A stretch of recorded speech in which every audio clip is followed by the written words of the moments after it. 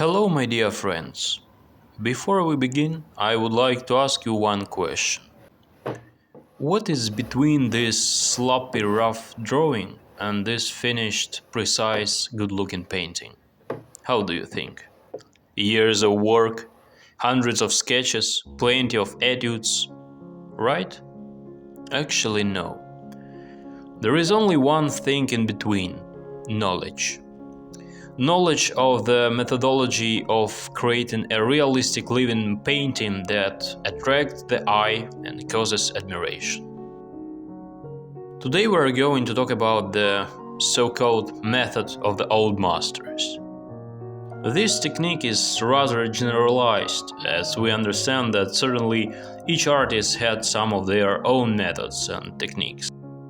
But in one way or another, the method I will tell you about today was used mostly by all artists up to the middle of the 19th century, until the alla prima method began to spread.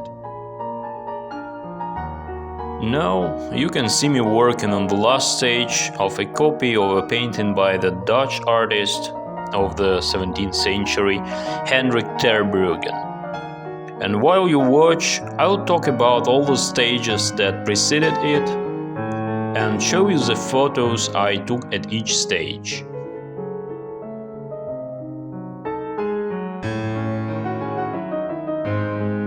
A painting begins with a good, careful, precise drawing, which is then transferred to the painting surface, canvas or wooden board. Italian masters usually painted on linen canvases, while Dutch masters preferred wooden boards. By the way, the Italian and Dutch methods of painting is also different, but this is a topic for another video. It's worth noting that before actually starting work, the canvas should be prepared. We should get rid of the white color and apply a thin layer of paint diluted with any quick-drying medium to our surface. This is called Imprimatura. The color of Imprimatura was carefully chosen by the artist depending on the coloring of the future work. Warm, earthy shades such as ochre, raw sienna, burnt sienna, raw umber, burnt umber were usually used. Italian masters often favored reddish shades, and some of them, for example, Caravaggio, used very dark tones.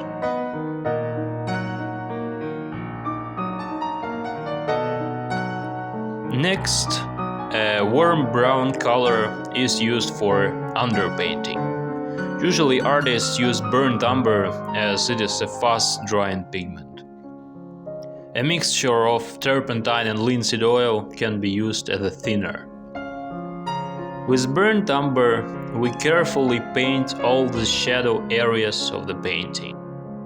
It's very important to be extremely attentive and accurate at this stage of work, as it is the basis on which the success of further painting will depend. After that, we'll let the painting dry for a few days and start working with whites. I advise you to use titanium white, as it is much thicker and denser. We paint all the light areas of the painting with white and let it dry again. The drying should be complete, so that the subsequent layers do not mix with an underpainting. In the painting I am working on now, at the stage of underpainting, I also marked the red fabric. After the painting is completely dry, you can finally start working directly with color. It is very important to treat the surface before starting to work, as you saw me doing at the beginning of the video, to ensure a good bond between the layers. As you can see, I am working on flesh tones, gradually building up the color image.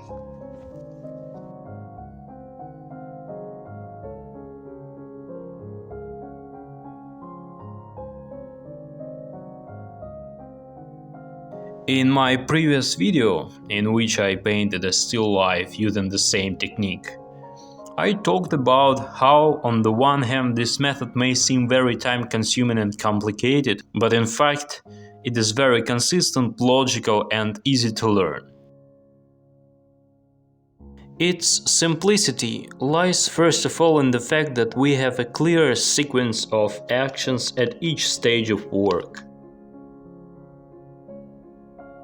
We have an algorithm that helps us create quality, beautiful images without a lot of stress.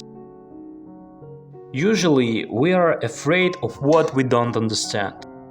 For example, we look at a masterpiece in a museum and realize that we absolutely do not understand how it was created. And we are certainly not capable of replicating it, because we simply don't know how.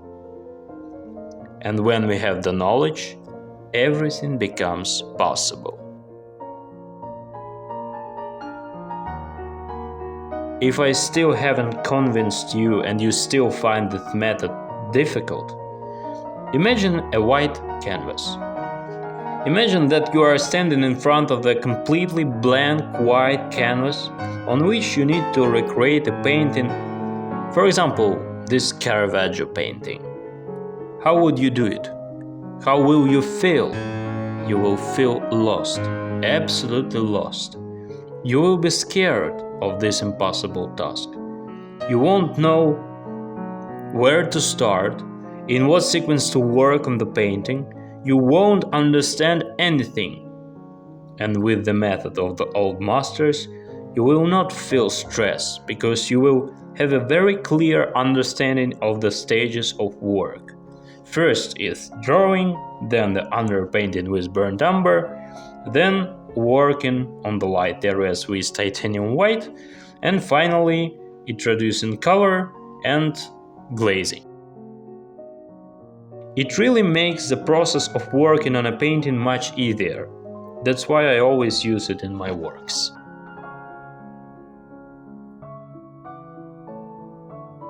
I apologize for the quality of the video in this part. It's because the light was very bad at the time of shooting and I didn't notice it. I even thought of deleting it, but I decided to leave it as I find the process of painting the fabric very satisfying. Now, for your convenience, I will once again list all the stages of the painting. Preparation of the canvas. Making precise drawing, then transferring it to the painting surface, canvas or wooden board. Then underpainting with burnt umber, painting light areas with titanium white, then actually the painting stage, applying color, and finally glazing.